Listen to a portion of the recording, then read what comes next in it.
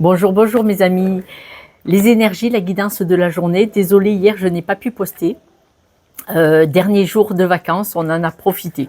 Donc voilà, aujourd'hui, je vais pas être très gentille avec vous non plus, désolée.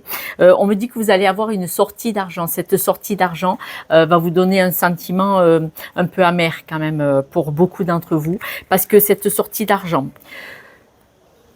et pour pouvoir réussir à couper avec une situation, sortir d'une situation difficile.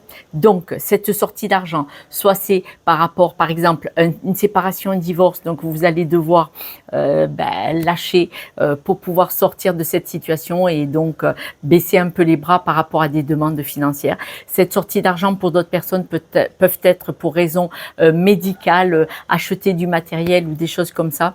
En tout cas, cette sortie d'argent va être pour un arrangement, une facilitation pour sortir de quelque chose de compliqué, de difficile, en tout cas de pas trop bien pour vous.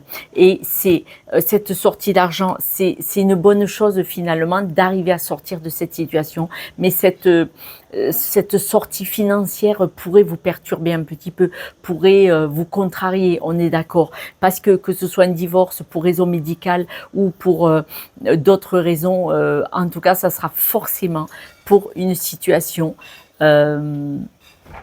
trouver une solution en fait, pour sortir d'une situation où vous êtes embriqué, compliqué, dans la souffrance ou dans le mal-être. Les breloques sont aussi dans ce sens-là. Regardez, elles nous disent que vous avez une perte d'énergie avec l'avion qui est à l'envers. Le ciseau, le grand ciseau nous dit que vous devez absolument couper avec ce qui ne va pas.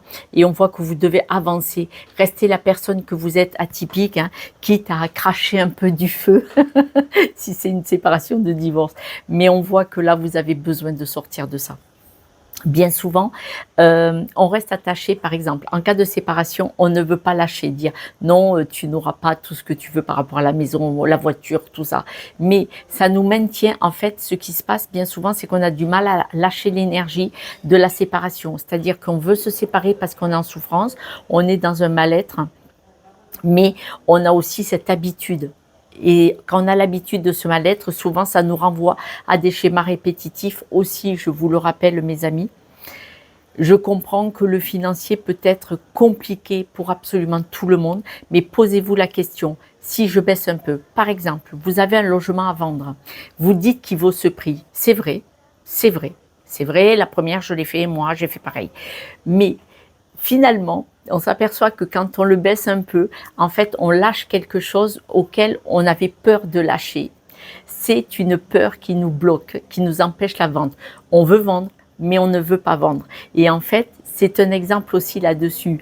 Qu'est-ce que c'est que je ne veux pas lâcher vraiment ? D'accord ? Voilà mes amis, je vous embrasse. Demain, retour à Perpignan dans un premier temps, avant de rentrer à Toulouse. Prenez soin de vous. Profitez des derniers jours des vacances d'été, parce que même si vous travaillez déjà ou si vous n'avez pas encore été en congé, il fait beau et on en profite un peu. Prenez soin de vous. Ciao, ciao.